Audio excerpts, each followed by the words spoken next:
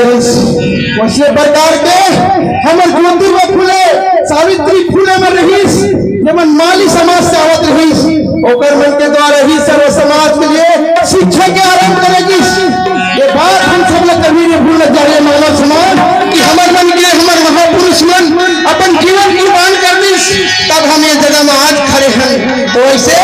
महापुरुष मन के जीवनी पढ़ना चाहिए, समझना चाहिए कि मन का कर समझ लिए और वैसे आके हमरा समाज